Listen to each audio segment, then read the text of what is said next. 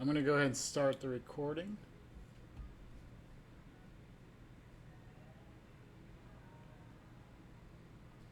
Okay.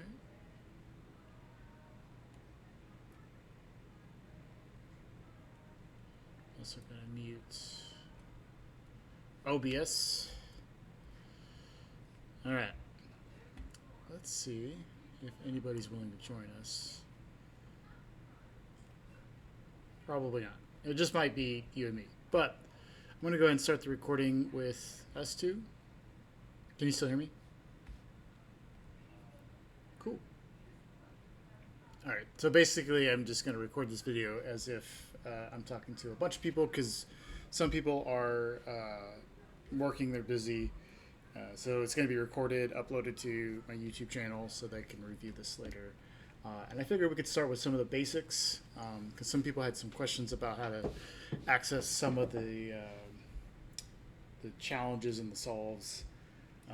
So I'm just going to go over a couple things that I did. So I do primarily run Windows in the background, as you can tell, mostly because it's the easiest operating system to run for Steam, and I like doing that. So the kind of the workaround for that is I have a couple things. I have this dedicated laptop that I could use. So it has dual boot on it, and I have a thumb drive with different operating systems. And the flavor is really up to you. Usually it has to be Unix distro or Linux distro, but the most notable ones that I know is like Debian. That's pretty obvious. I think also Kali Linux is Debian based, I believe. So, but any type of Linux distro would work as long as you know how to get your packages, because that's very important to do these tools. The other way is you can use something like Hyper-V on Windows. Hyper-V works pretty well nowadays, actually. And on here you can see I have one domain with two boxes. I have a Kali box and an Ubuntu box. Kali box I've been using for my main kind of attack box for random stuff. And the way I've set this up is that it's on full screen with copy paste. There's a bunch of packages that I won't go over unless it's asked about to make this work. Let me minimize this stuff because that actually reveals a flag that I don't want to reveal just yet. But yeah, so with this, I have dedicated directories. As you can see, I have Hack the Box right here. I have something called Labby. This is for my own lab environment. THM is Try Hack Me, and then obviously I made a kind of a directory for the CTF. It's very important when it comes to anything red team level, especially in Capture the Flag, to be organized. You want things to kind of make sense and be in segmented rows, so that way when you do reflect back on, like, say if you come across a challenge later on, like in the Sands Holiday Hack Challenge, and it's something that you recognize it's very familiar to something you saw on Try Hack Me. You can go into your CHM, oops, and then here I have a bunch of folders, a bunch of boxes that I've broken into, and I have all the source information, such as, for example, like let's go into Kenobi, which I thought was a pretty good box to do. The first thing you'll see on here is an nmap scan. So that's very helpful to kind of like look back on what exactly you started out with. So always save everything that you're doing. Typically I'll use something like Nano. So I'll do like Nano Kenobi because I'm in the Kenobi folder. And then I'll just write, general notes here. And then, control, save, exit. That's the kind of the premise of how you kind of start that with a specific box dedicated to red teaming or capture the flag is you want something that is dedicated to that. Windows can work. There's like WSL, and I'll show that here real quick. WSL is a hit or run with me, but if you type in like WSL when you do a search for the Windows, can't really see it here, but I don't know if it's going to run or not. There it is. So WSL, it's a kind of a one for one compatibility methodology to launch a Linux distro. Right now, it's not working because I have an issue where I try to install both Ubuntu and Kali Linux, and they just don't pop up correctly.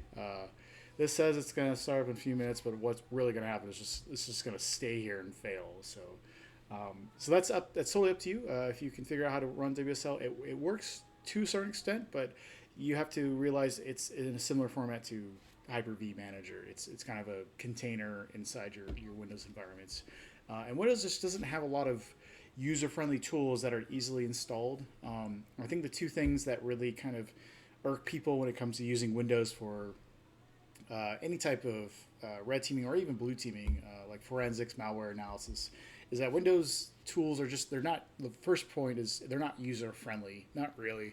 You have to go and find packages online, you have to install a GUI, you have to understand how to make it work. Whereas if you know your command line stuff, especially in Linux, it's as easy as getting it from APT or from Red Hat's repositories, which I think they changed the name of them, like Yum, which I don't think is a thing anymore. But you install those packages, they kind of just start up right away. 9 times out of 10, you don't have to restart at all, and you just run the commands from the get-go. So that makes it easy. And then second of all, it's really hard to actually design tools that work within Windows. Windows uses PowerShell and Wimic in the background to kind of process everything, and even Wimic is kind of going away, which is some new news for Windows. Wimic is a headache. It's something that's taken advantage of, especially in red team environments. But you have to, it's like installing an app for iOS versus Android. Those are two different coding libraries.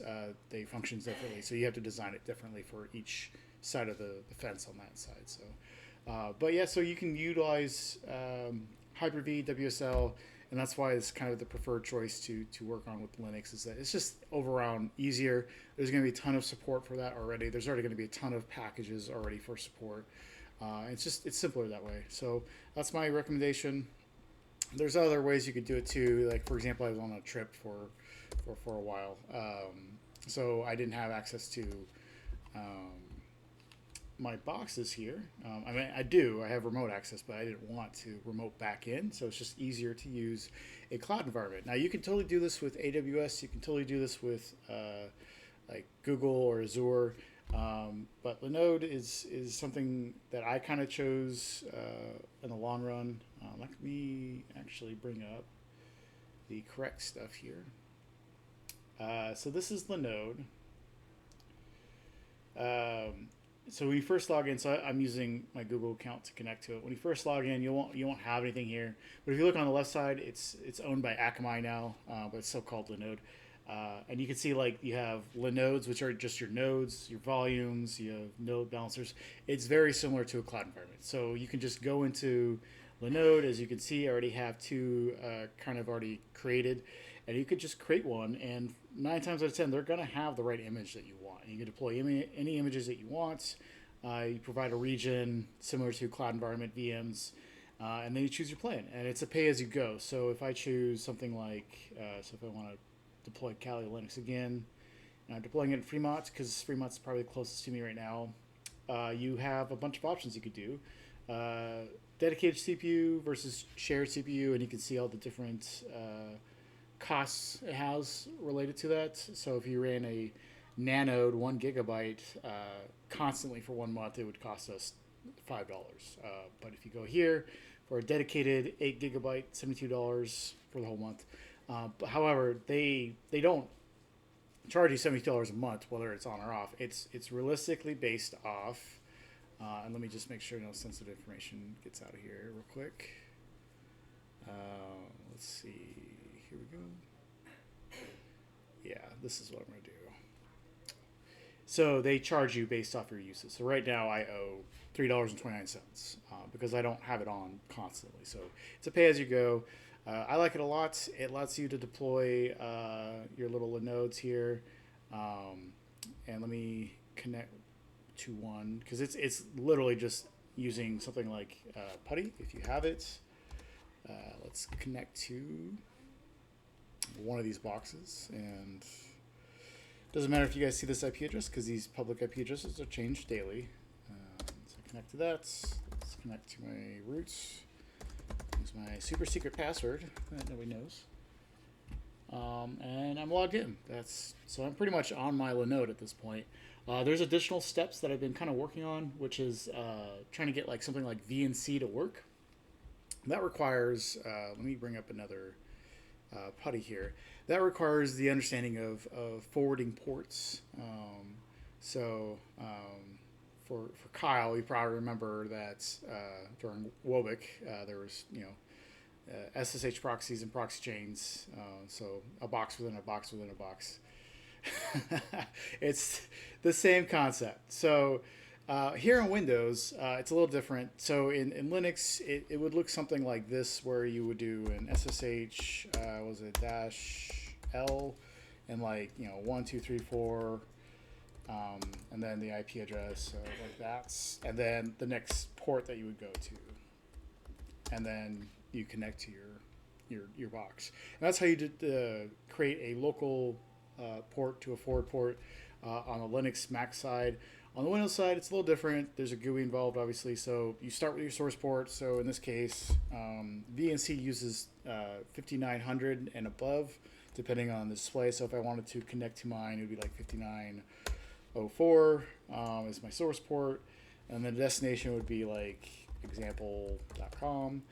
And then the port that you would connect to. So you have your source port, which is going to be your port, and then your localized port, which is the port that's going to be open for you to connect to. Now, some might be watching this video and be like, who cares? Like, why am I creating a forwarded port? Well, if you use something like VNC, for example, to remote connect to a desktop, to a Linux desktop, it's unencrypted. It's just the nature of VNC. It's not a protocol that provides any cryptographic functions whatsoever. You have to add your own. So in order to add your own, you add a tunnel, and this tunnel, it would be secured via SSH. And kind of the way it works is I already have one created, and we'll connect here real quick. So I have this one, so I'm going to go ahead and load it. I'm not going to reveal what the tunnel is, but the tunnel is configured as I showed. So there's a tunnel behind it. I click on open. It's going to ask me to log in, so I'm going to go ahead and log in here real quick. Okay, and then you have to start VNC. If you don't already have it automatically started, you can configure it to automatically start, but for right now I don't have it automatically started, so I'm going to do VNC server, and then a colon, and then what they call a displayed number. So you can have, I believe, up to 4, which is 0 through 3. And this is just the different displays that you can connect to, because usually a Linux desktop can have up to 4 displays or 4 desktops. So I'm just going to do :1, because I'm not going to have it connect to my default 0. It's considered unsecured. We're going to go to :1.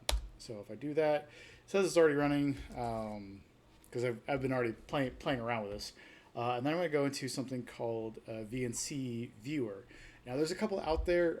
Some recommend real VNC. I couldn't get it to work. I'm using something called Tight VNC. It's a pretty decent, lightweight platform. Works really well. So we're going to go ahead and set this up. I'm going to type this in so that outside your guys' purview. But basically, it's going to be something like this. I'm actually going to remove the port because I already have a forwarded port set up, and I can actually show that, I think, hopefully without you guys finding out a whole bunch of stuff about my internal network. And I will show this without revealing too much. I think in post-edit, I'm going to have to somehow figure out how to blot out things. Where is it? I have it running somewhere. Here it is. Alrighty. Let's shorten this a little bit so you guys can't see that.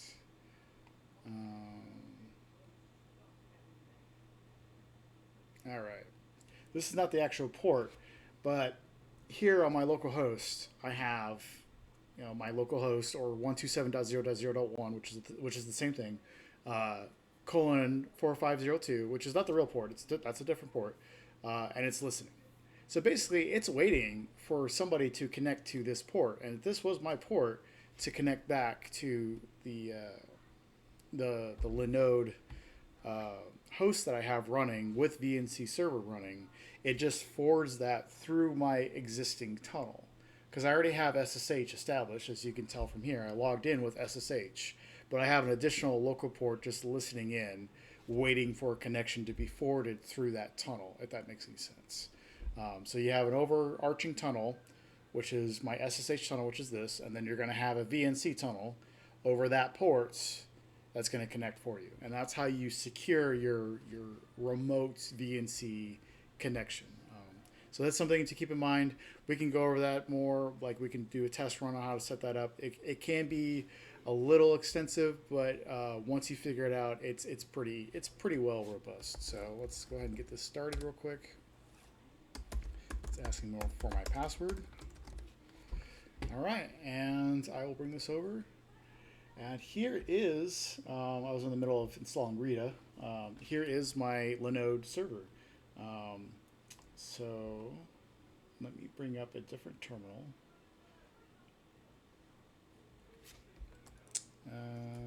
Actually, let's just do this. What is my IP? Because you'll see it's the, oh, it doesn't like me talking online. We won't do that, but you can take my word for it because as soon as I close this session out, whenever it comes off, I might have to close this out actually. You can see that my my VNC just crashed because my tunnel doesn't exist anymore, so it can't connect to that through the tunnel anymore. So it's a pretty secure way of doing it. I know that's a lengthy discussion of how that works, but I just wanted to give you some options on how to run a Linux environment, which is highly, highly, highly recommended for CTFs. Windows can do a lot of things out of the box if you know what you're doing, but even I don't know like a lot of the Linux PowerShell commands. But with that being said, we're going to actually go on into the actual challenges. I know there's some hiccups on some of the medium ones, especially the forensics, but we're actually not going to go over that just yet. If we have time, maybe we'll go over it, but we're going to actually hit the warm-ups just to kind of help out some people. Hopefully, just to kind of bring back up, I don't want to bring up a tunnel by accident here. Yeah, there's a tunnel there. That's okay. So, hopefully everybody's on the Huntress CTF here. Great thing to go on to. You can see who gets first bloods, which I pay attention to. I'm hoping one of us gets a first blood. We'll see. Supposedly we get more higher ranking points on that. I kind of doubt it though. But you can utilize the general chat. Something about CTFs and Red Team in general. OSINT, open source intelligence, is a huge thing, and one of the things you can take advantage of is that you're probably not going to be the only one stuck on a challenge at all. You can search inside the CTF general chat. More likely somebody else has the same question that you do. They're not going to reveal the answers here at all. What they're going to do is kind of give you a hint to kind of figure out like what you're talking about. So it's really up to you. It just gives you additional hints. It's not going to give you the answer, obviously, but definitely take advantage of that. There's a bunch of other stuff on here. They've been actually expanding this. I think wall sheep is new. I don't know exactly what this is for. I got loan moves and team recruiting. We don't have to worry about that. Obviously off topic. It might be not safe for work, so I won't open that up again. But we'll do like bot commands. This is how I kind of track our team's standings and stuff and player count and all that stuff. So make sure you go on here. Make sure you're part of the Huntress CTF Discord. It's a wealth of tools to use. So with that being said, I'm gonna take one quick break, get something to eat real quick, because I haven't ate. Eating off screen. All right.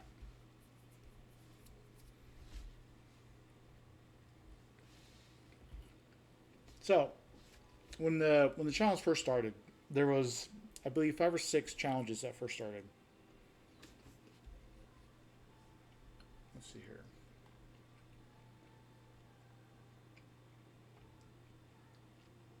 I kind of wish I did them by date, but that's okay. So one of the first ones I know that are these are kind of freebies. Is like Notepad, for example. So you see, just a second check, you do know how to use a computer, right? So you have an attachment for Notepad. Well, the simplest thing to do is to just download it, right? And we're gonna actually, I'm not going to reveal that information because my downloads folder is a mess. So I'm not gonna reveal all the different stuff that I've had on here. We're just gonna move this into a folder. There we go, new folder. All right, so that way you guys can't see that. Actually, with this too, we're gonna cover that up. All right. Just because I really don't want you guys to really see all that stuff and judge me. But we're gonna go ahead and kind of do this real quick. So we're taking a look at Notepad. Real quick, I'm gonna move this stuff over because I have my cats trying to eat my food. So, all right. So we have a file called Notepad. It's a random Notepad. My go-to methodology when it comes to files like this is you always want to look at the properties of the files. Now, there's a couple ways to do this. Since we're on a Windows computer, there's a couple things you can do. For example, let's see here. You can kind of just go to the properties real quick. Take a look at some information here. So let's see here. You can see if there's attributes. You can see if there's previous versions. There's not a whole lot going on in this information at all. You could say it's from a different file, but it doesn't really matter. I wouldn't turn the unblock off. So the other thing we can do here is I have a bunch of off-end tools that we can use to kind of analyze it a little bit, but my favorite is Notepad++. If you don't have it, I highly recommend that you have it. It allows you to kind of open up files as a text editor. It's just leagues better than regular Notepad. So we're gonna go ahead and do that, and we're gonna open this up, and we see that it's literally just a text-based document. That's what this means. It's just text-based. So we see the flags right there. So we're going to go ahead and close this out here. And that's your first flag. At least it should be. Hopefully it was your first flag. So let's go ahead and just remove that since I already have it. Go ahead and close that out. Another one that was kind of just a given was read the rules. So read the rules for CTF. It takes you to a link. So if you click on the link, it gives you obviously all the rules in the game, right? There's official contest rules, and we'll go over. There's a couple things that have been changed, and like kind of like warnings about using certain tools for certain challenges. But so you might ask, okay, so cool. I've read the rules, right? Where's the flag? Is this the flag? No, that's just telling you the formats. So that's not the flag. What you're looking for is something like this. So obviously this is not the flag because it has a slash in the front of it. And now you might be tempted to let me just remove the slashes. Still won't work. So you got to figure out where would the flag be. Well, first you got to realize it's a web document, right? So when you're analyzing a web document, you kind of want to look at some attributes of how the web document is, and you have a couple ways to do that. You have view page source, you have inspect.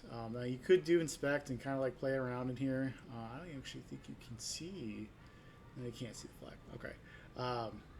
So you can inspect certain items and try to guess it. The real simple way is to use something called page source. So you click on that, right? And you see that it's going to be the same documentation, except it's just displayed out on its HTML variants.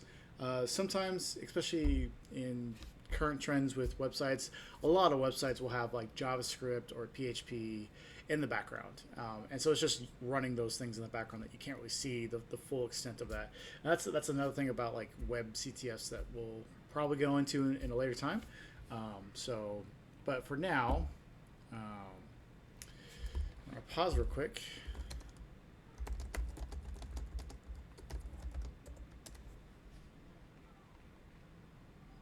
I have some people asking me real quick where the live chat is. I see Kyle's back.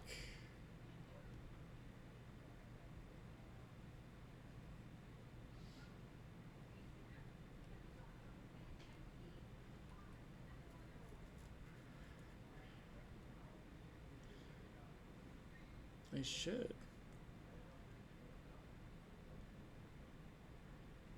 Why is it hidden? Are they not? They might not be verified. Let me see here. Maybe. Let me take a look at this real quick.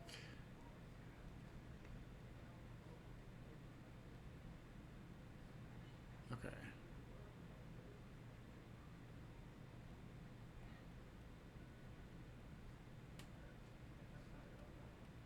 No, we're good. I'm taking a pause real quick. Anyways.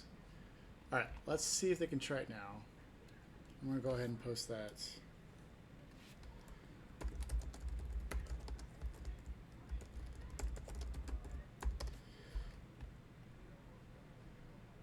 This should work now. Yes.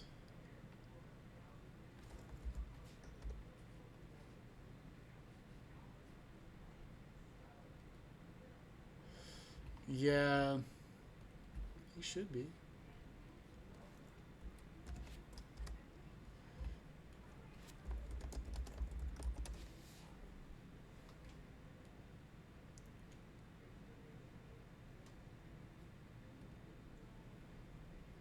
Technical difficulties if you're watching the recording.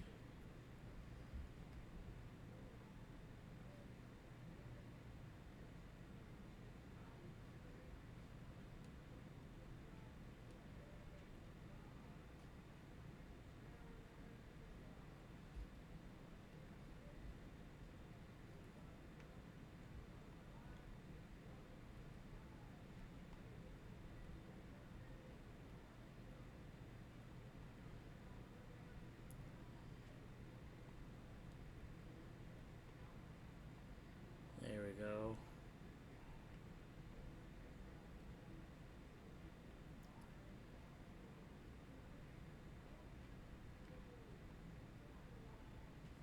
Let me go ahead and run that.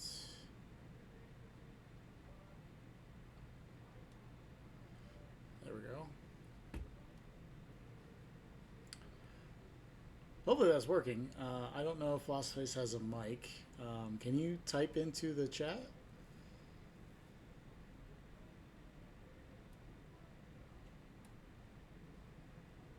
It says he's muted.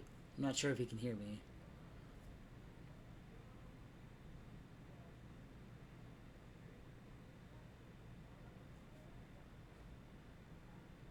Oh, deafened.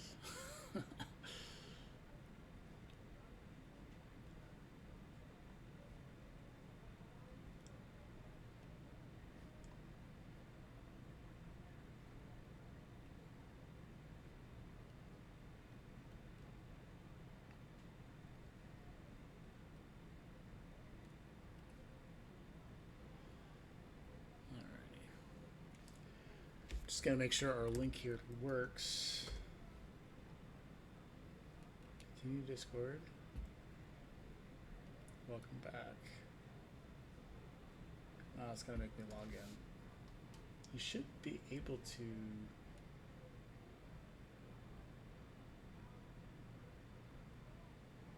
I thought you could be able to join it without an account. Maybe not.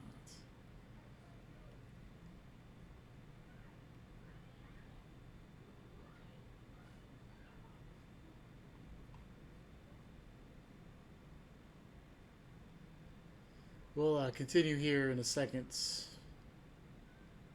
Just making sure everybody has access to this.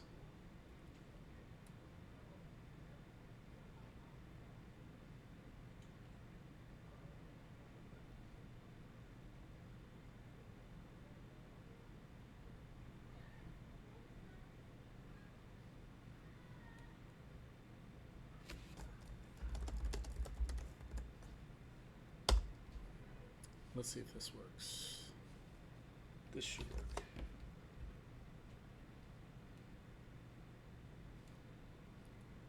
Yes. Okay, that works. All right.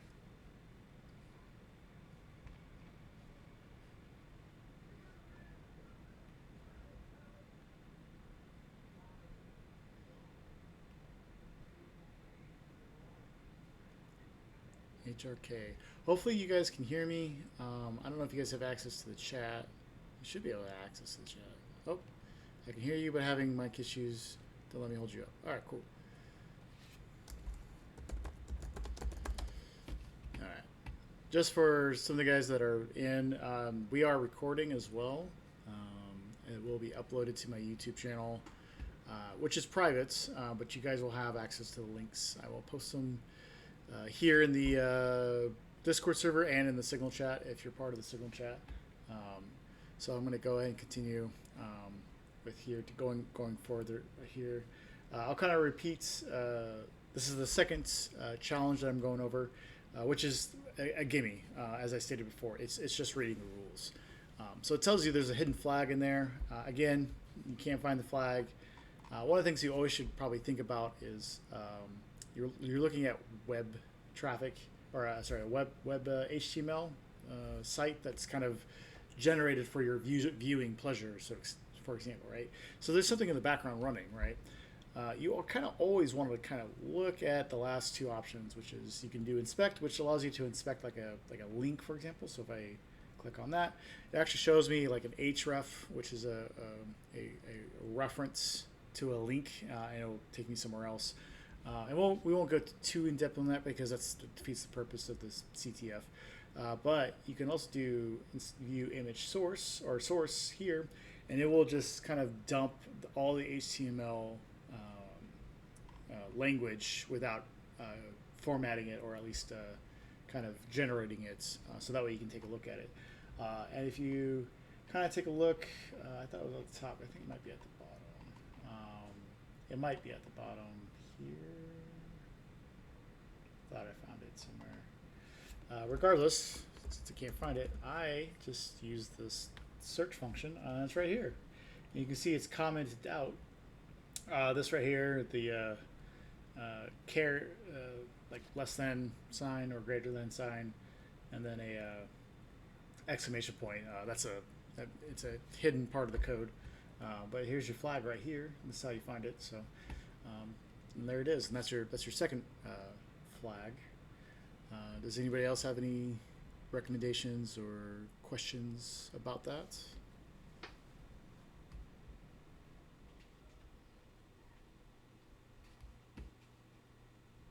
I wish I could push this chat out. Can I pop this out? I can't pop it out.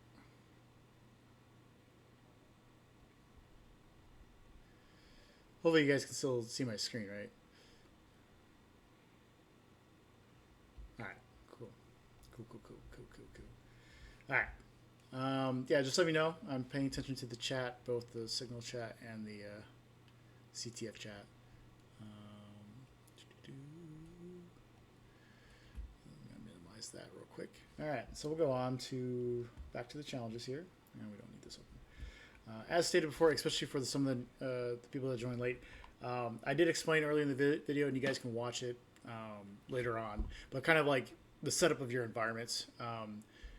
So I went over, like, I use Windows primarily for a number of reasons, one of which is like job, ease of access.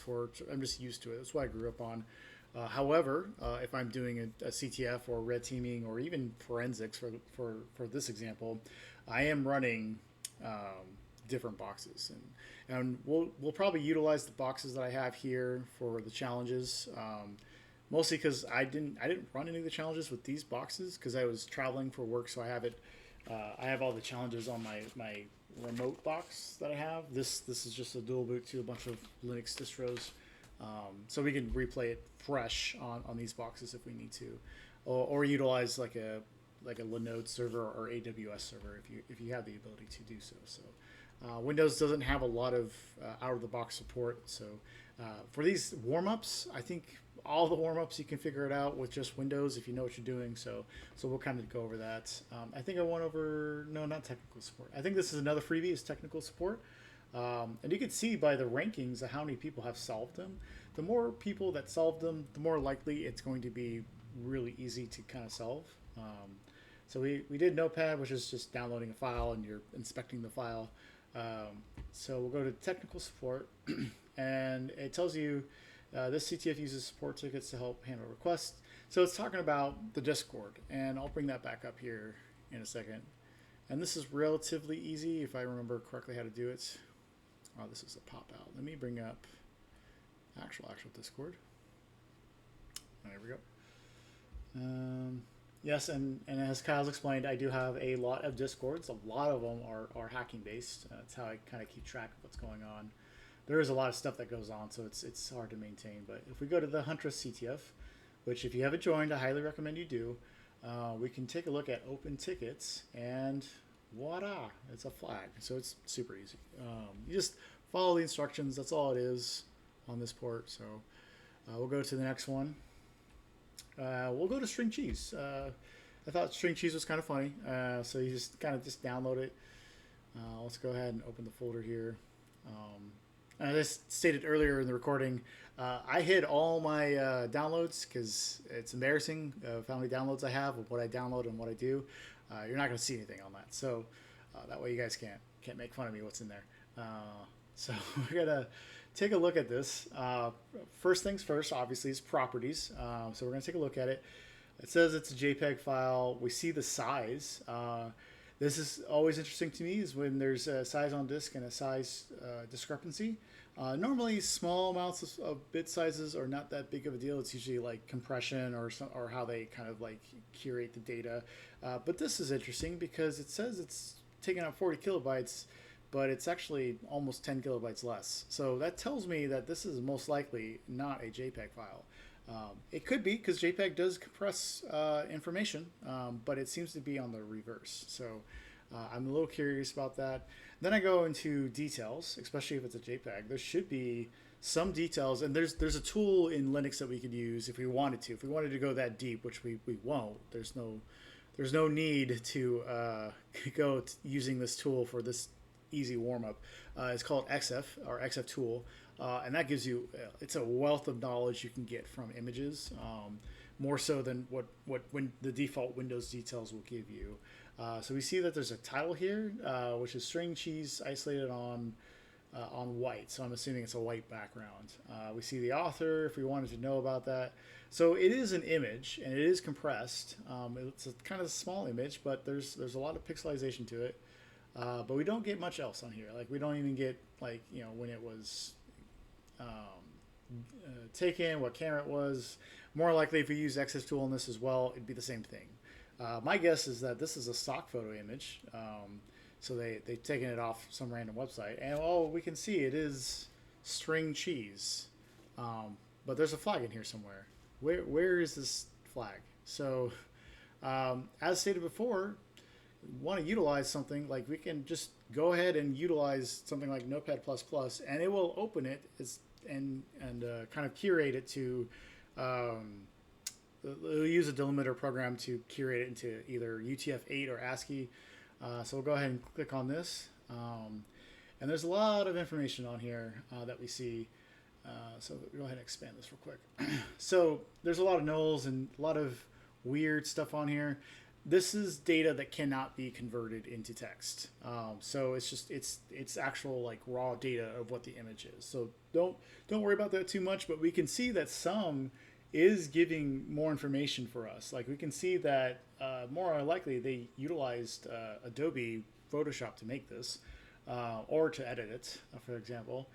So there's a lot of random data in here.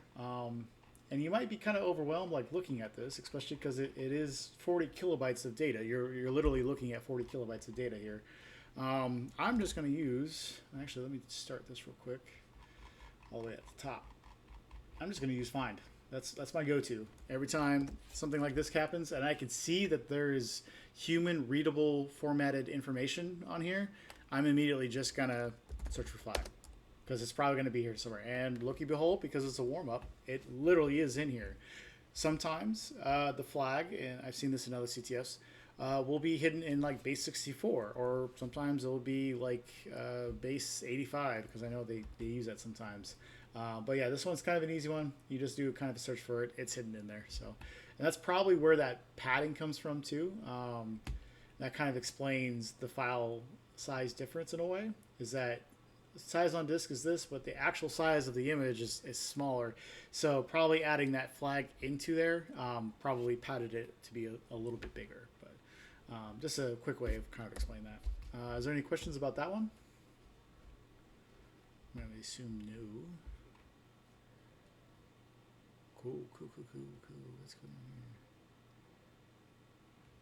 here. All right. So we're done with string cheese. We did technical support, Notepad. Caesar mirror I actually haven't done yet, but we'll get back to that because I'm going to go to the ones that I know I have done. Book by its cover.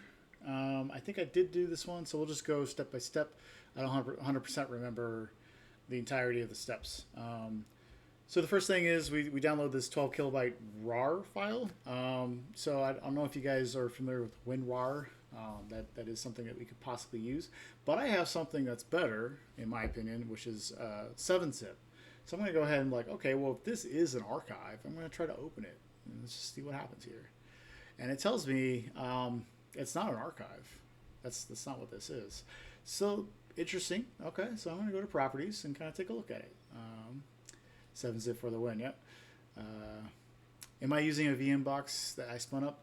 I have them. Right now we're on a Windows image on one of my main PCs that I have because I just default I use Windows for I grew up on Windows, so I'm used to it.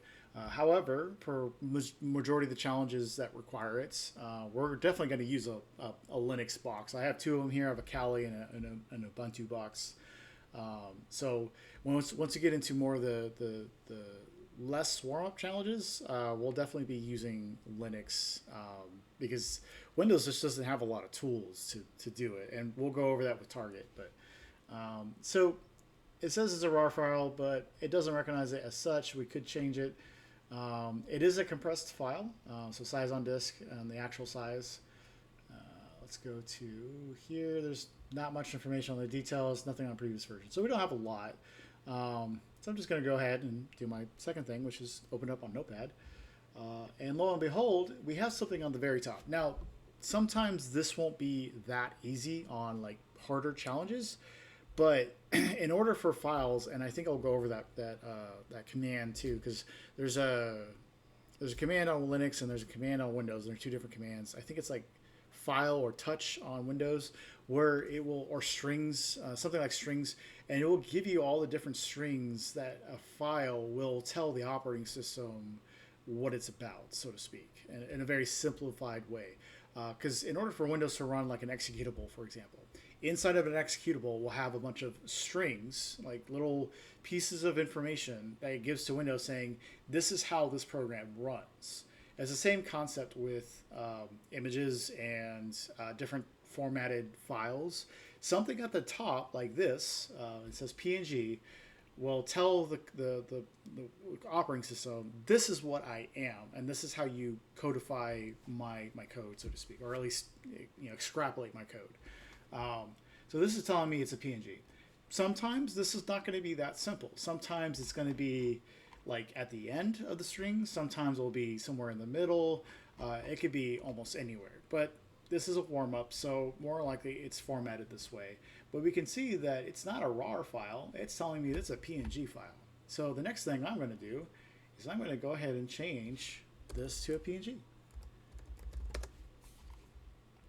Okay, so I'm going to go ahead and do that. And look at here, we have a flag. There's a number of ways. I'm not going to go over how to do this, but there's a number of ways to extract this. There's a couple programs you can do that, but sometimes you could just brute force it and just manually type it. It works. So, but yeah, so that was pretty simple, pretty funny. So we'll do that here. Yeah, we'll do this one. I use the strings command to get the flag from string cheese. Yep, strings command works. That's a different way to do it. Is you can do the strings command For the string cheese one, yeah, that will give you the flag as well because it'll pull it out of there because it's just a padding, so it doesn't apply to anything. So that's a good way to do it too. We'll go to base FFFFF plus one. This one I had a couple questions about. I believe Karate solved this. I actually kind of gave him a few pointers. So because Karate wanted to take care of it, so I let him kind of look into it. This one, and I kind of explained it. This one kind of boggled my head a little bit for about 5 minutes because I was looking at it and I was like, you know, this is kind of a trick. This is a weird trick. There's something going on here. So the moment I saw base is the moment I go to CyberChef. Now I have CyberChef downloaded on Kali Linux, but we'll go to the GitHub version here. By the way, if you ever go to CyberChef and type it out, there's a ton of repos that have reposted CyberChef because you could download your own version of it and codify it and host it on your own server if you wanted to. That's how we do it with a lot of like security tools, like Crash Cart security tools, where there's no connectivity to the internet. They're going to have a copy of CyberChef embedded on the system. So good thing to have if you ever want it, if you ever want CyberChef. But obviously it's available online. Just be careful on which one you select because you could accidentally select somebody else's hosted CyberChef, and there's a wealth of problems that could come out of that. Not necessarily bad things, but it's like VirusTotal, where if there is a one-of-a-kind zero-day exploit that is being taken advantage of in your company, and you decide to post all that code into VirusTotal, VirusTotal is collecting and curating that data. So you're just exposing possible proprietary data or confidential data that you're not supposed to. So be very careful with that. But this is the one right here, GCHQ /CyberChef. It's their GitHub one. So there should be a link that directly, it's this one right here. GCHQ GitHub.io. If you click on that one, it loads. So that way you're good to go. So obviously there's a couple things we could do here. A lot of different inputs, like we can kind of upload the file if we wanted to. So let's go ahead and do that real quick. I'm going to go ahead and download this file. And then we're going to go ahead and upload it. Okay. And the first thing we see is all these Chinese characters. Some of the things I do want to kind of verify is I want to verify that on my own. I kind of want to go to my downloads folder here. And I kind of want to edit it and verify, yes, there's a bunch of Chinese, looks like a bunch of Chinese characters here. However, something to notice, I don't know if I can zoom in here. I can. Okay, cool. So something I've noticed though, you see these boxes here and these weird symbols? That's not a Chinese symbol. That is not part of the Chinese language. There's a lot of these boxes here. There's even this weird pause button right here too. There's this box right here. It's weird, right? So be careful. I use Google. That's the next thing I was going to show is Google Translate, because it did boggle my mind for about 5 minutes until I figured out, or not figured out, but basically finally realized how kind of dumb I was thinking about it. So this is not a one-for-one. If it's not a one-for-one, it's most likely not UTF-8, which is the formatting kind of decrypting, so to speak, all the different languages, because UTF-8 can handle a lot of different languages. If you do a Wikipedia search on UTF-8, there's a robust support for it. Every operating system has UTF support. So when you open up a text file that is in a different language, for example, like Chinese simplified, which I think is the closest that this would be, it's going to know all the characters if the data is formatted correctly. But from here, we can see it's not. So this is probably not actual Chinese language.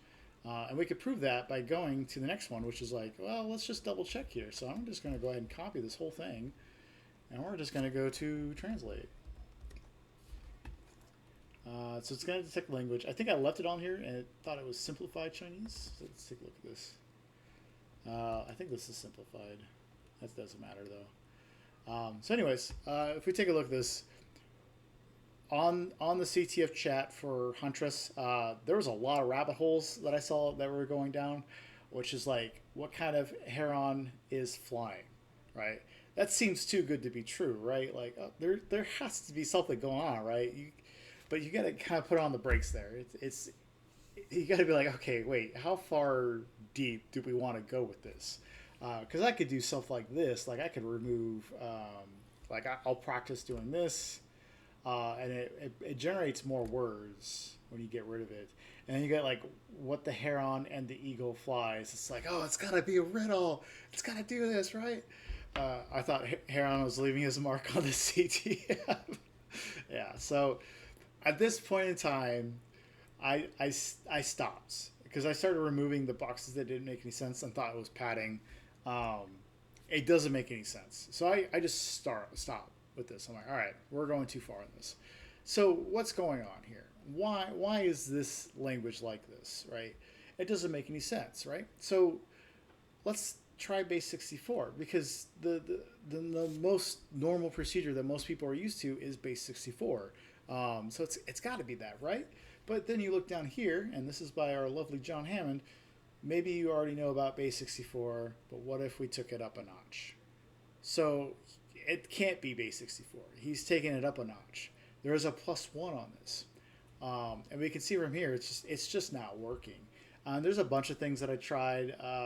Let's do, so a cool, neat little thing to give you entropy, which is not kind of the point of CTF recording right now, but it's something called Magic. It provides entropy based off a bunch of like quick tests. So for this, it's utilizing UTF-8 to determine entropy.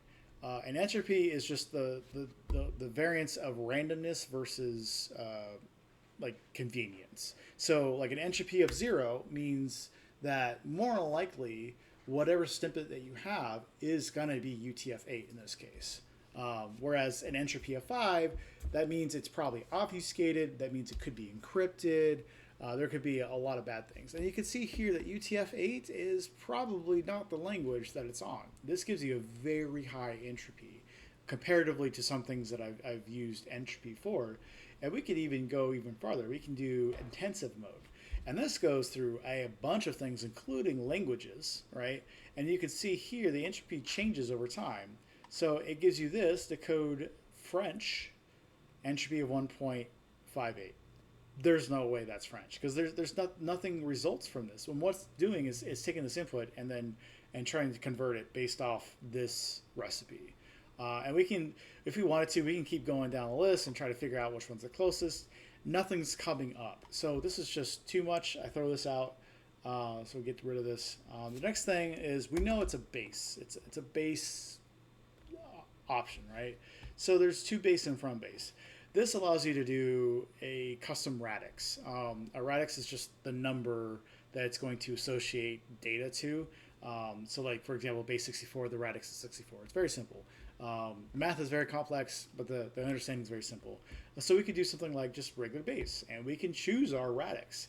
However, if I think logically, it's a base FFFF plus 1, so it's probably set as 64. It's probably 65, right?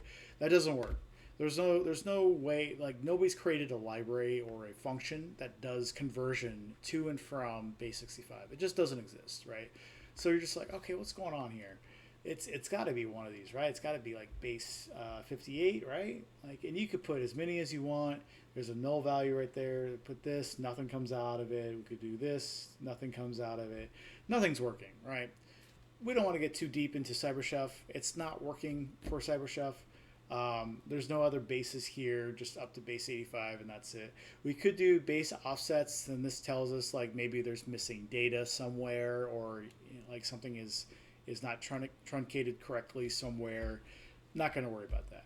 I'm going to go back and and this is where my 5-minute mark came in. I looked at it, I was like, let's take a look at the F's, right? All the F's are capitalized for a reason. Now in the file name it's not, but on the challenge it is. And the challenge name can also kind of contribute to how the flag is, or how to find the flag.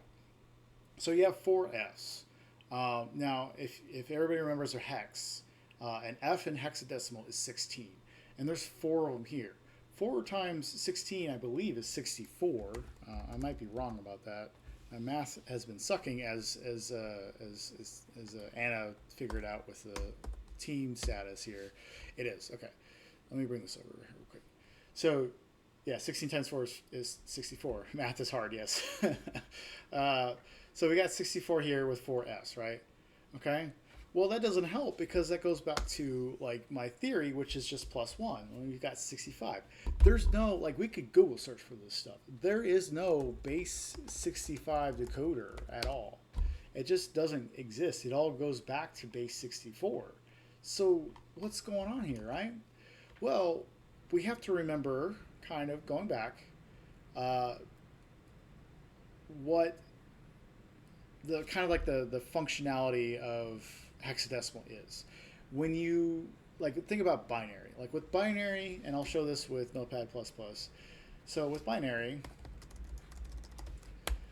1 0 is a 0 or a 1, right? It's a base 2 operation, right? So the next to the left that we add multiplies it by 2 to the power of 2. So so you have this one, this bit right here, so either 0 or 1, right? And if we wanted 2, it's going to change the next bit down the chain to 1. So now you have 1 and 0, and base 2 is 2, and so on and so forth. Okay, with hexadecimal, it expands it from 0 to 9 to 0 to 9 and then A through F, right?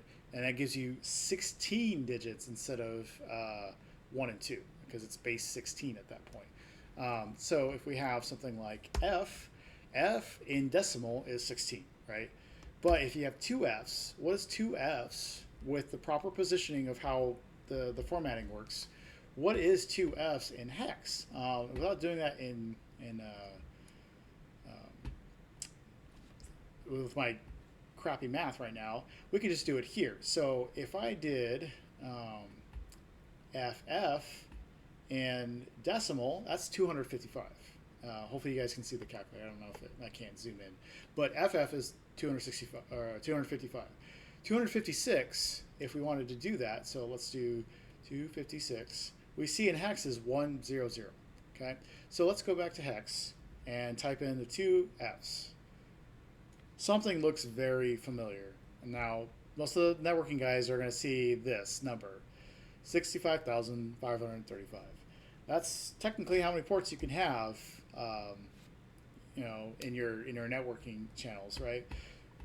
So I'm like, okay, so let's add one, right? So is John Hammond talking about base 65,536? It seems crazy, right? Well, if you actually do that search, there's a bunch of stuff that comes up, and this is not my searching. This is predictions from other people's searches. So let's do this, and holy crap, there is a decoder tool. So let's go ahead and click on this real quick. Somebody's already created this good decoder tool. In fact, I kind of went on a nosedive, and there is I don't know if it's here. Right here it is, the GitHub. Is it binary encoding optimized for UTF-32 encoded text in Twitter? And like, there's a readme on here as well, like, oh, it's way better than base 64. We should switch over to this. I'm like, okay, okay, cool. Besides the point, we have a decoder tool. So let's just copy this stuff over into here and decode it. And what did you know? There's a flag. So it's one of the things that you can get too deep into the challenge.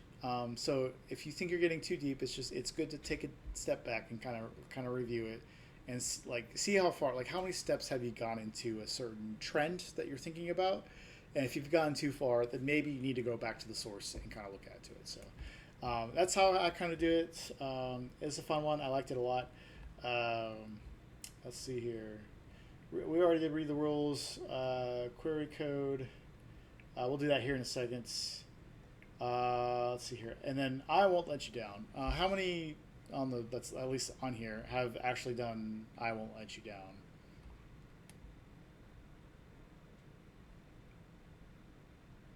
Yeah, Anna did. I don't know if anybody else did it or not. Yeah.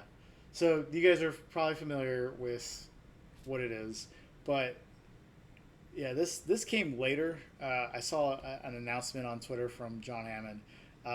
People were using Dirtbuster and Burp Suite against the website, which significantly slows it down for that's the reason why they don't want you to use these tools, is because something like Nmap is going to do a quick, I mean, there could be intensive scans, they probably have workarounds for that, but like most people are just going to do a standard range port of like what port are open, and it's really simplistic. It's not going to bug it too much, but something like Burp Suite and Durbuster, that's intensive on the server. It's gonna slow it down for everybody else. So they added this. I already know some teams have been disqualified, which has caused some drama, but we're not going to worry about that. The first thing we're going to do is we're going to go ahead and, against my better judgment of blue team security, don't open random links to IP addresses. That's weird, but we're going to do it for the CTF. So we'll go ahead and open up a new tab here. We'll go ahead and close this real quick. We'll keep separate stuff up in just case. So it says, be sure to watch the video fully before you explore other aspects of the server. PS Nmap is okay. So video not loading, there's a link to it. Okay, I don't know if anybody else does, but I recognize that tag. And the reason why I recognize that tag is because I use that tag a lot for some of my shenanigans, right? So I didn't click on the mirror link. I did go to view page source, and I saw, where was it? I saw this video ID right here, pop hit, and I instantly guessed what it could be. Just for giggles, try not to curse on a recorded stream. It's Rick Astley, like, best song in the world, right? But they're Rick-rolling everybody, which is I found very funny. So that's great. So obviously the flag is not here, but it gave us a hint about using Nmap here. Anytime when I'm doing CTFs and like pen testing challenges and some red team work when it involves like a web environments, for example, I'm instantly going to use a Linux system to do an Nmap. Now, Windows, I think I have it on this too. Let me see. Zen app. Do I have this? No. So there is ZenMap. ZenMap does work okay on Windows. It works okay. However, we're not going to use that. Thanks, Hal. Okay. So we're going to go ahead and go into Windows, or sorry, my Ubuntu. We'll go into my Kali. So we'll go into my Kali here. I have it launched here. We're going to go ahead and open up a new tab here because I don't want to reveal too much of what I've been doing. Let's go to this one. And I know Tmux is a thing. I'm not used to it yet. My go-to is just to open up brand new terminals each time. So let's go ahead and start typing away. And you'll notice this Jerry at Jerry. I don't name any of my stuff correctly. They're all random names based off what I'm watching or reading at the time. It's just a force of habit of mine. I don't name anything of my own, especially when it comes to like CTF stuff. So, but anyways, so let's go to, because I believe I have that. Yes, I do. So I have a folder dedicated to this. As I stated previously in the beginning of the video, if you guys joined late, that's fine. The recording will be available. But in the beginning of the video, it's very important that you guys have kind of an organized way of storing all your notes and all your work. So if I just do ls here, it should just show the folders. Just real quick, like I have a folder called Labby. This is my internal lab for that type of stuff. THM is try hack me. Hack the box, and then I finally have a Huntress one right here. So I keep everything kind of contained based off environments that I work out of.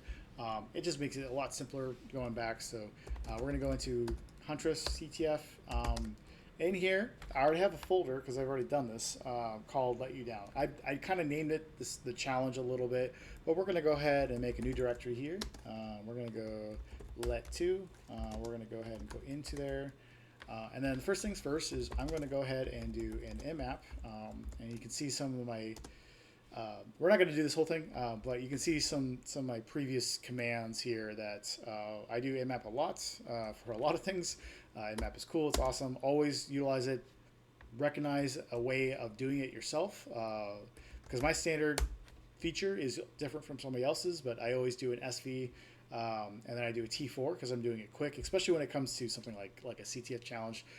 there's not going to be a need for a very intensive scan. So I run it semi-fast. I use -VV because I like to see the verbosity of what's going on. I want to know what's not stuck on, if it's stuck somewhere else. Actually, we don't even need to do an SV. Let's do an SS. SV includes vulnerability scripting, which we don't need to do because we're not trying to penetrate the actual box. We're just trying to figure out what's going on. So the next step here is to I always save my nmap scripts. So I always use -on.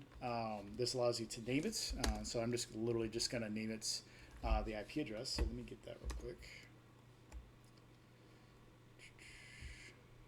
Let's bring, no, not that one.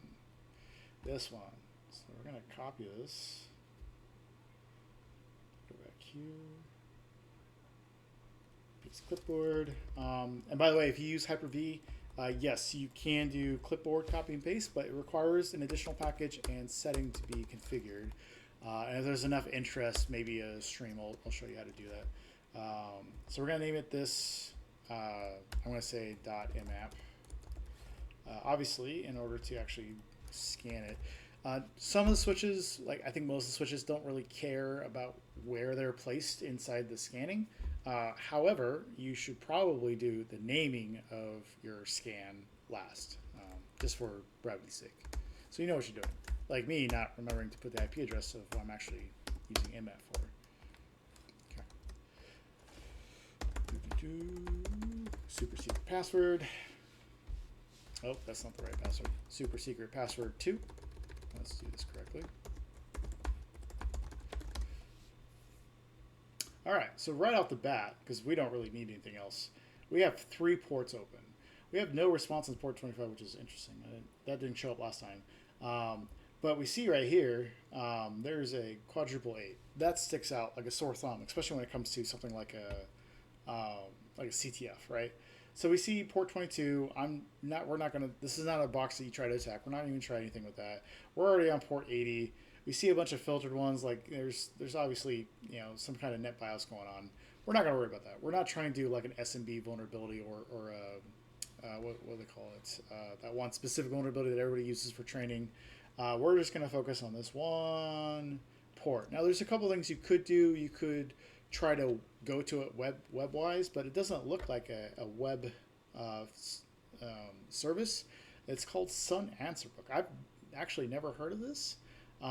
We could do a Google search, and this is the kind of the correct way to do it. So when you get this information, you kind of want to figure out what's going on with this. Like it gave you the answer, and this is based off NMAT's overall library of scanning. That it's most likely that service, but you can Google it. You could try to figure out what it means. In this case, I'm kind of bodacious, and I'm just going to go ahead and use Netcat to connect to it. So I'm going to do, what is the IP address here? 155.138.162.158. And obviously do a space, and then you do the port that you want to connect to. So we're going to do quadruple 8. And oh my god, it gives me the lyrics to the song for, the Rickroll song, which is very funny. Now, you could Control-C this and just close out the connection, but I have a feeling something's going to come up at the end, and that's what I thought in the first place. And lo and behold, the flag is given to you at the very end. There is another way you could do it. I have the terminal up with Nmap. I believe it's right here. So with Nmap, I got some more information here because I actually did vulnerability scans, and it gave me because basically it probed that port and it gave me the whole thing anyways, and I canceled it halfway, but it would give you the flag as well. Yes, wget works as well because it's going to respond to that request. So there are multiple ways. So you could do wget. What was the IP address? Let's get that real quick. What command did I run? Hang on, I'll show you that one more time after I do kind of what wget is. I'm going to run it with no options.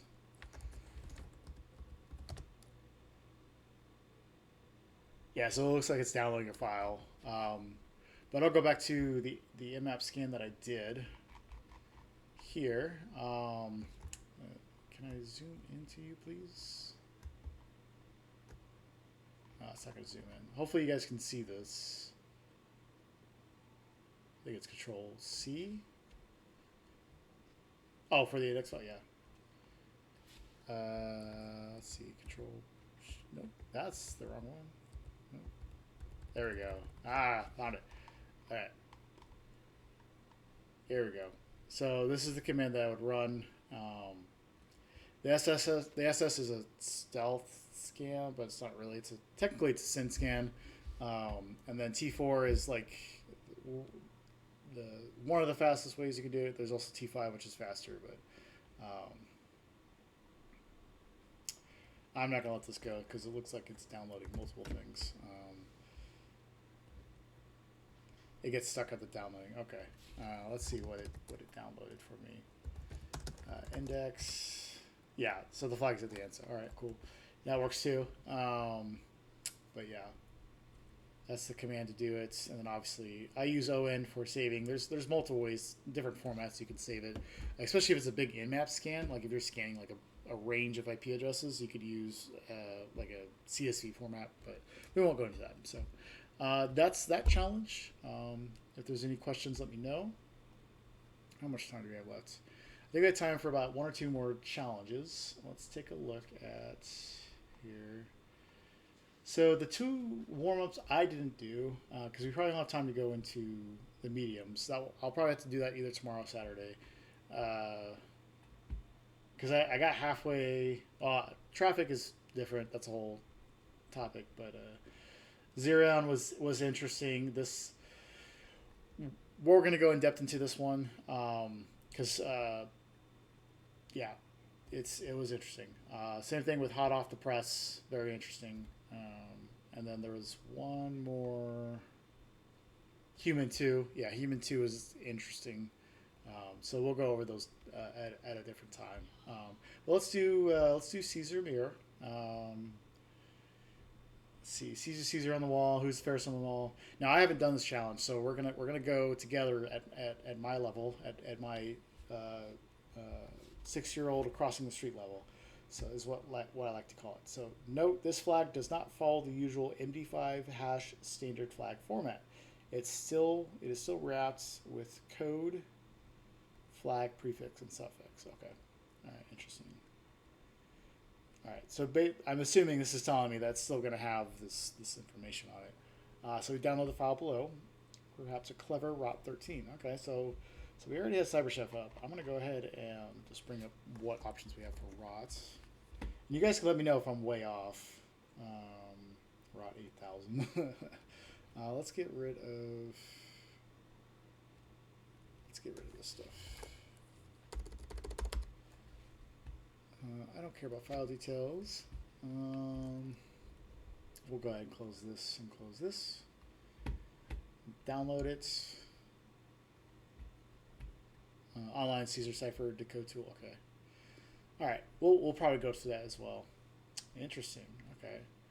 This looks like it starts at the middle and goes that way. I can see there's a little icon there for that. So if that's there, is the other one there? Yeah, it's there. Okay. Interesting. Interesting. All right. Very interesting. All right. Cool. All right, let's feed it into CyberChef. It's definitely not raw 8000.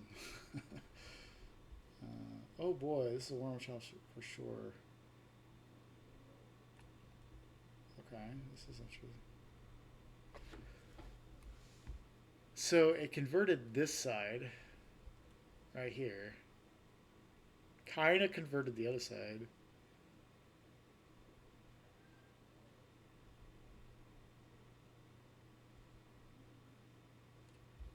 You got to read the other half like it's a mirror writing backwards. Okay, oh boy, wow, this warm-up challenge sure was a lot of fun put together. Okay, all right, that's... Your flag is this. Interesting, so it's going back and forth as a mirror image. Okay.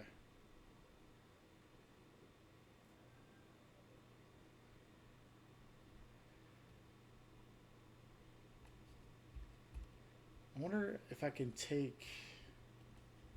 I'm curious now. Let's take this. It's going to do Notepad plus plus. Give me that, please. Thank you. We don't need this anymore. Actually, let's just close this out. I wonder if I could reverse this code. There's a couple ways you could do it in Linux. I'm just too lazy to look it back up. Let's see here.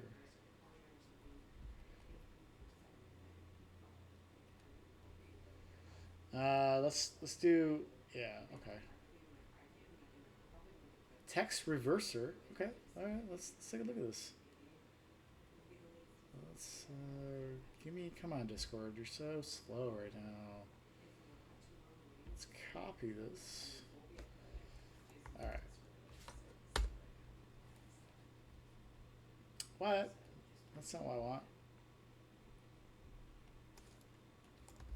There we go. Text reverse. Okay. Cool. All right.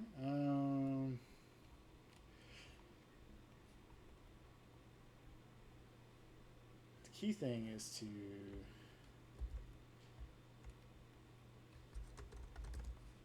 kind of get this stuff out of the way.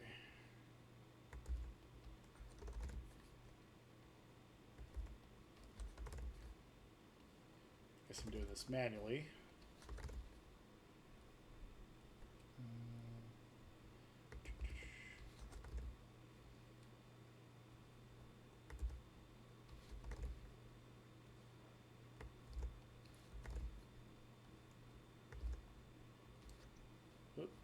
I think I fucked up somewhere. Messed up somewhere. I'll have to delete that out. Let's see if there's a faster way I can do this. Let's just go ahead and copy this here.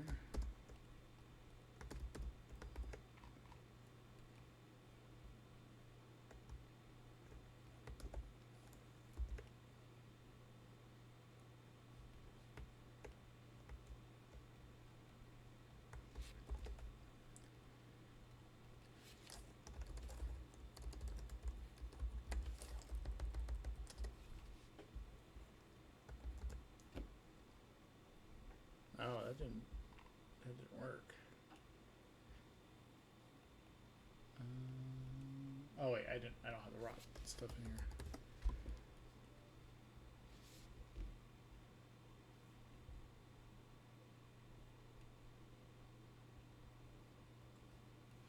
Interesting. Okay.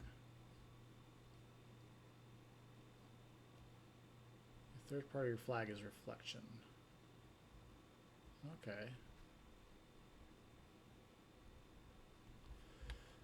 Okay. Well, let's do something here real quick.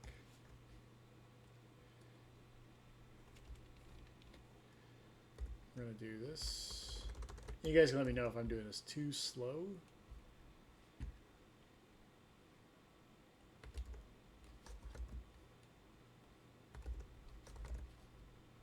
I guess I have to do it this way. Okay. Normally I do it the hard way like this, and then I figure out a tool or a script to do it faster later on. Mostly because I don't want to waste my time making a script that does something automated and it leads down a different rabbit hole or doesn't give me the solution that I want. So it's always good to take your time. There's no rush to do anything.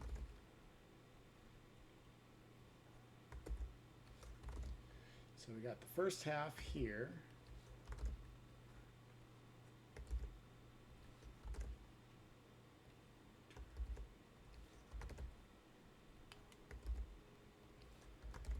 That's the reverse half. So we're going to do this.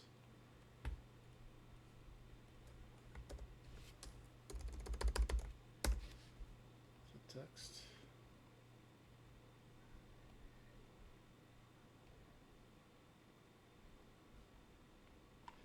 Let's see what that gives me, because flip text looks interesting. I'm going to go ahead and just remove this because we don't need it. It was a lot of fun together. Okay, that works too. Okay, so this is the last half, and we'll have the first half here. It's that one. All right, first half. So we're gonna go ahead and copy this. We'll use Notepad++ for this, and then we'll do. Oop, not that one. This one. All right, and we'll do line by line again. Let me zoom out of here real quick.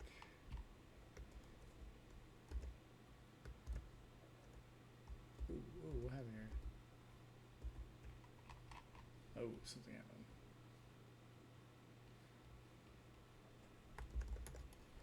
Okay.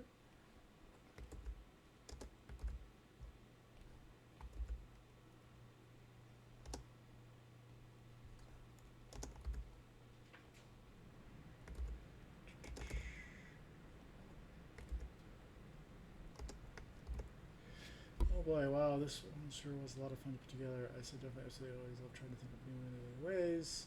Yeah, that's definitely John Hammond. I'm assuming John Hammond wrote this. Yeah, he did. He has fun with this a lot. It's too good for him for his skill sets.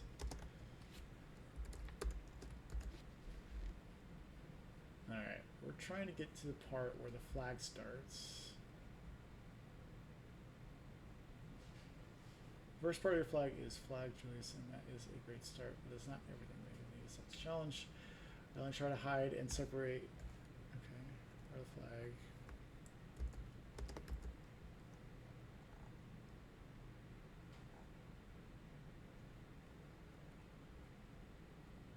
And a blank, but you do need to do a little more. All right. Let's just complete this without stopping. And then we'll get into it later. Give me a second.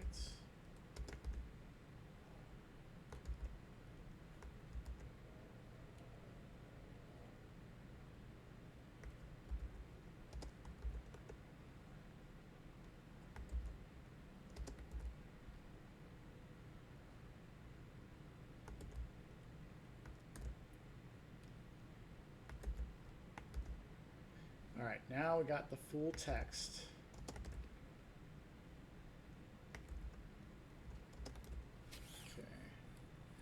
Remove spacing.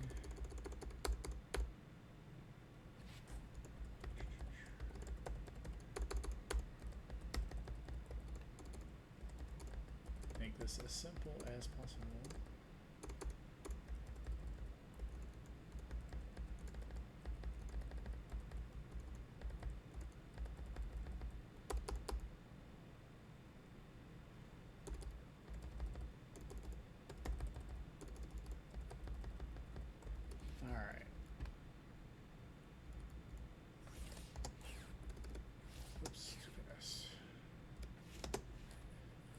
Now I can't tell if I have proper spacing.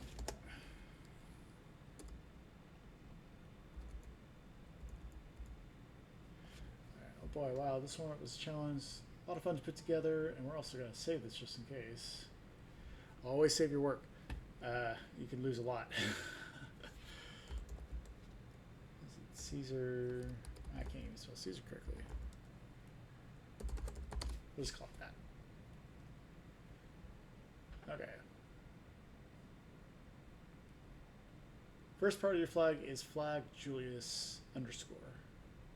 Okay, well I'm going to copy this out, right, just in case. And that is a great start, but it's not everything that you'll need to solve this challenge. I don't like trying to hide and separate each part of the flag. The second part of the flag is in a... That's interesting.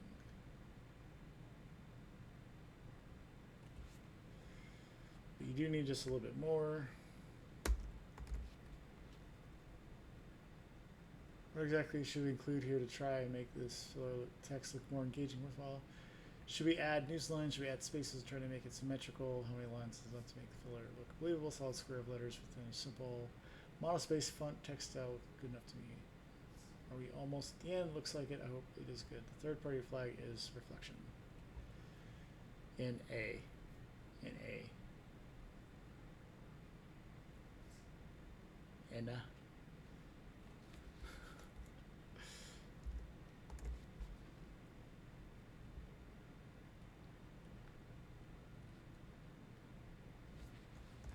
Like, oh, that didn't go. Because I forgot this. Okay, that makes more sense. Julius in our reflection. He's giving out underscores, yeah. There's weird rules about Discord and chat. But I'm assuming that's the flag. Is that what everybody else... I don't know who submitted for this flag. Let's take a look at that, actually. Let's see. Let's take a look at the team. Yeah, let's see here. I'm assuming you did it. Yes. Okay, yeah, that's kind of fun. I was a little hesitant in this, mostly because I'm used to the MD5 hash, but then I remembered John Hammond posted in that challenge. Where did it go? There it is. That it's not going to be the usual MD5 hash, but it's going to be surrounded. So that makes sense. That was pretty fun. That was pretty good. Any questions so far? We'll do one more, and then I'm going to end the stream for today, and then maybe do one probably Saturday, sometime in the weekend. So questions, then we'll do query code. I haven't done this one either, so let's go ahead. I don't need that saved. We can close this one out too. Okay, what's this? Okay, so query code. So we're gonna go ahead and download this. I don't even know if Windows is going to work. We might have to switch over to one of our Linux VMs, but we'll see. All right. First things first, as I always do, is I always look at the properties. That's that's quite a difference. 4 kilobytes exact. That's literally exact. 4096, and then 408 bytes. That's interesting. Another data. Okay. All right, well, let's edit it with Notepad. It's a PNG. Okay, it's a PNG. So first thing first is name it as such. It might be a real simple one. Oh, it's QR code. Okay.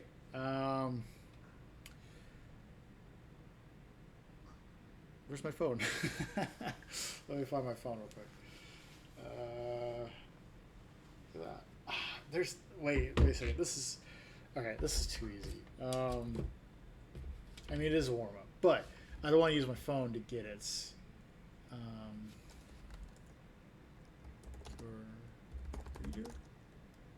For PC. Let's do this one. No, I don't want to download something. That's how you get STDs. Let's see here. Yeah, I disabled my ad blocker, sure. Oh, we use the Windows camera app? Okay, let's try that. I might have that disabled with this. I'm not sure. Yeah, well, yeah, I'm streaming.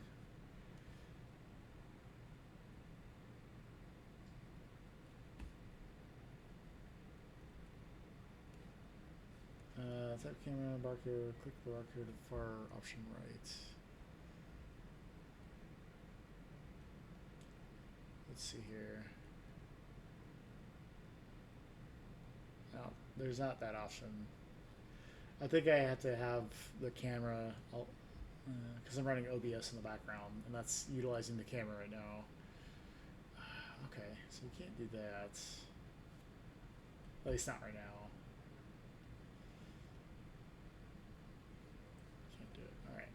Is there a different way? So I guess that's one way you could possibly do it if someone wants to try it.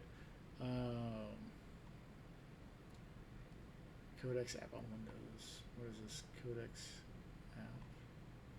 I don't want to download any software.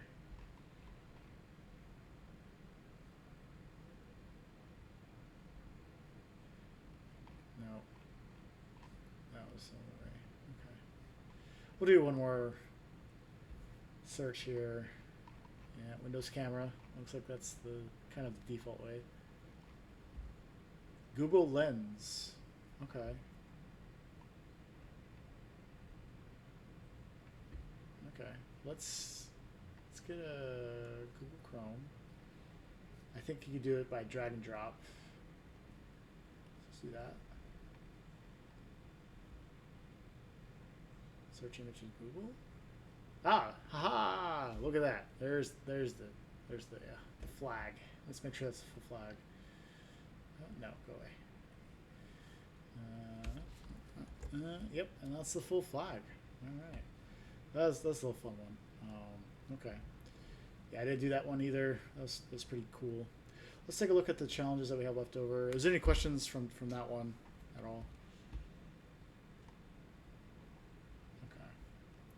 If not, so I'm just going to go kind of a review here. So I think I went over technical support. Pretty easy. You could just go to the Huntress CTF, the flags there. String cheese. We want our string cheese, which is it's an actual JPEG of a string cheese. But if you look into the source code, it should have the flag in there. Or use strings as Anna stated. Notepad, which pretty easy. Just open it up with text editor. Caesar Mirror we just did. Book bytes cover, obviously not a RAR file, it's an actual image of a flag. Base 65,536, pretty cool. Read the rules, obviously super easy. We did query the code. We didn't do traffic yet. This one requires reader Zeek. I'll go some kind of tidbits on this one because I am working on this one. Myself, I did solve it with Kyle, who's one of our teammates who's been doing a lot of the forensics ones for us. So we did solve it together, but not on my system, on his system. So one of the things I am practicing besides Linode is I did, let's see here.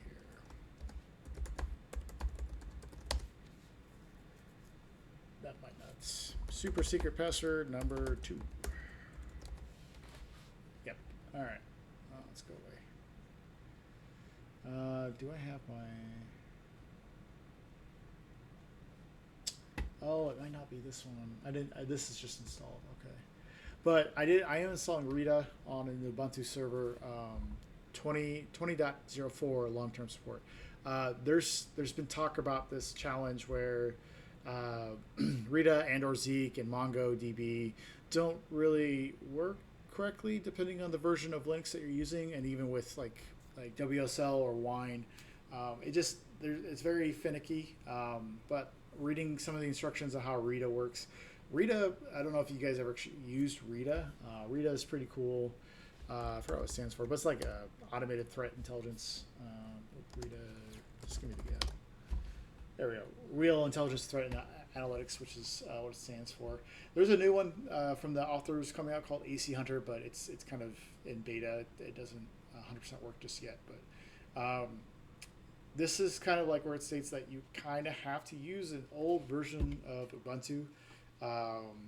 And it doesn't even work for Security Union 2 yet, from what I know. It only works for the original version. But they're working on it. They're trying to make it better.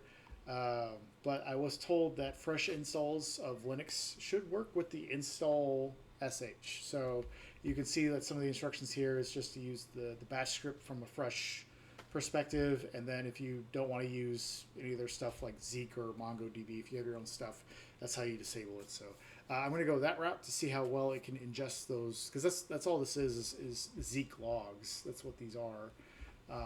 And you just have to ingest them somewhere. Or if you know Zeek really well, especially from the command line, just use your own Zeek protocol and see if you can find, because the flag is supposedly hidden somewhere in those logs. So, but we'll go over that next stream. Human 2, this one's kind of interesting. They don't put it here. They put it in the Huntress CTF chat. Let's see here if I can bring up the blog. Yeah, it's right here. So they should have linked this, in my opinion, with the challenge, where it kind of breaks down what it's doing. This human2.aspx file. It has this script coding in the background, where it's generating a flag based off your MySQL Connect, and this is generated based off not this a guesstimated password that changes. So it's I think it's an MD5 hash that changes every so often. And if you download these files, because I got roughly halfway through it, and you extract them, they're just bunches of that human2.aspx code with different MD5 hashes that's trying to utilize. What you're supposed to do is two parts. One is you're supposed to find kind of the generator that is causing the transition, and they call it the needle, how it's changing that. Once you find that, then you need to call upon the needle to generate the flag. And I just didn't get to that point. Yeah, so I can definitely, I don't have it with me. Let me see if I can, let me close this out real quick. Because I haven't gotten as far as fully installing it and using it, but let me do putty real quick. All right, so we're gonna open this up real quick. So this is to one of my Linode servers for those who haven't seen that portion in the beginning of the video. So we're gonna log in as roots. One of my super secret passwords, my online super secret password. I think that's what it is. Nope, it's not that one. Okay. All right, cool. All right, so this putty session is set up with a log forward or a session forward, so that way I can connect to it with VNC. So that's what I'm going to do right now. And I don't want you to see the full information of it, but I will bring it over to show you what it looks like. All right. So this is my tunneled VNC connection to my Linode server that I have hosted right now. Is it this one? Yeah. Okay, so what I did is I downloaded that install script, and I'm installing it right now, and I'm in the middle of installing it. And that's pretty much all I'm doing right now, is I'm going to install Rita. I'm going to let it configure as brand new and let it do its entire setup, which takes about 30 minutes to do. And then I'm literally just going to ingest the logs into Rita. Now, if there's any issues, what you're supposed to do is download the source code and build it yourself. I don't know if we would go over that at all. Well, I'm not logged into Huntress, but I would download the log files after I install Rita using the scripts and then ingest it into Rita. And I think they have all the commands that you're supposed to use with Rita here.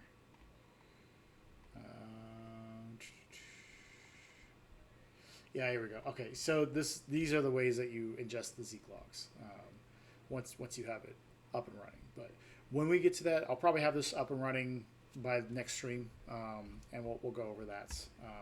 And there's a different way that somebody did it with Zeek as well, and we'll kind of go over that as well. Because the worst part about this challenge, the traffic challenge, I think it's traffic.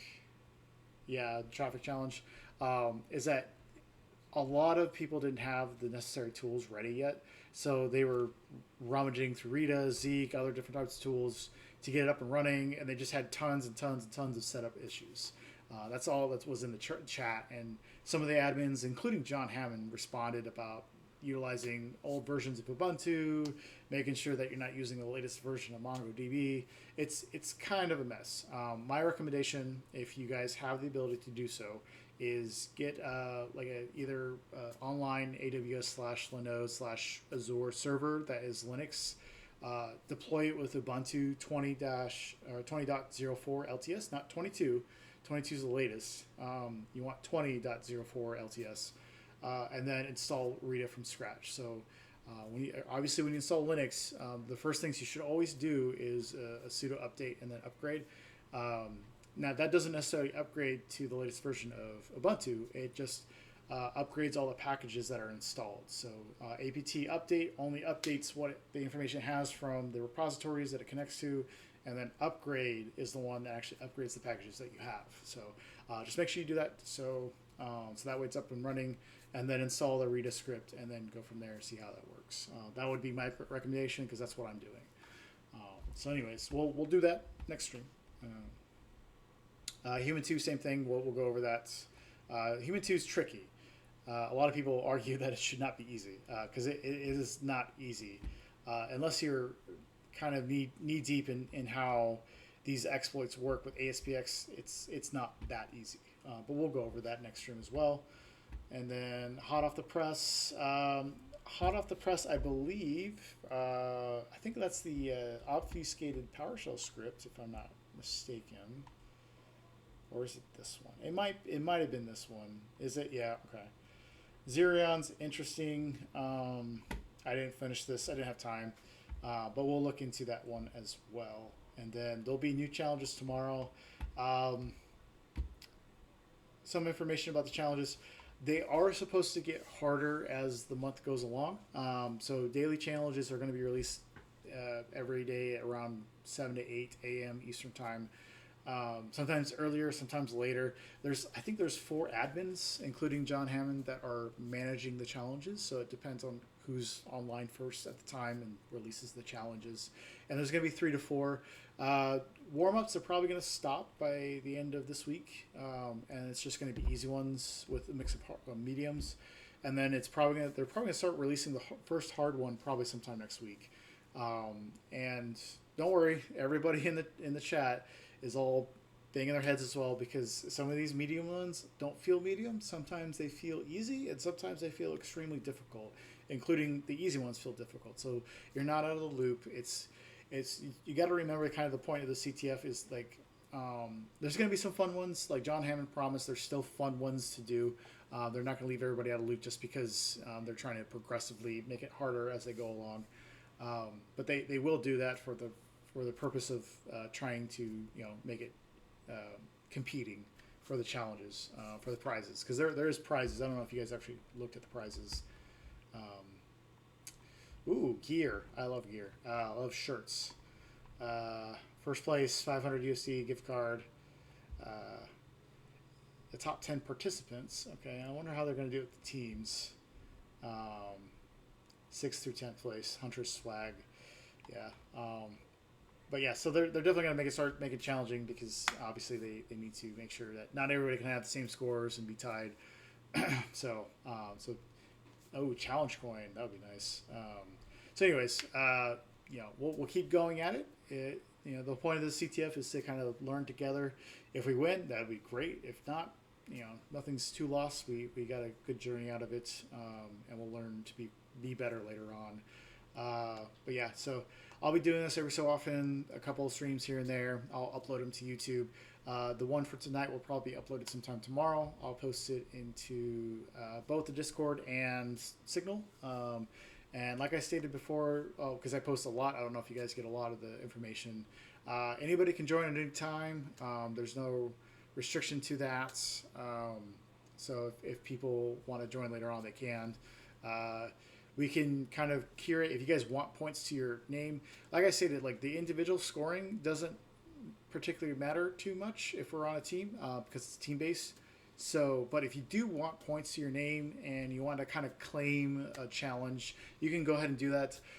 When I get time, I'm always going to try to do the challenges myself, but I will not submit flags myself anymore. I kind of made that policy because I don't want to take anybody else's challenges. But if I find the flags, then at least I know how to curate how to do it during the stream, but I won't take the points.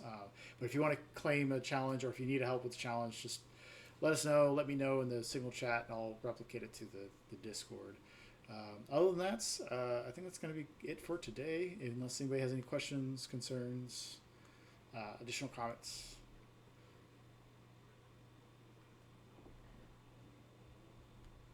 Cool. All right. Well, until next time, like I said, stay tuned for more information, and just let me know if you have any other concerns, and we'll go from there. And happy hunting for the CTFs. Looking forward for tomorrow. See you guys later.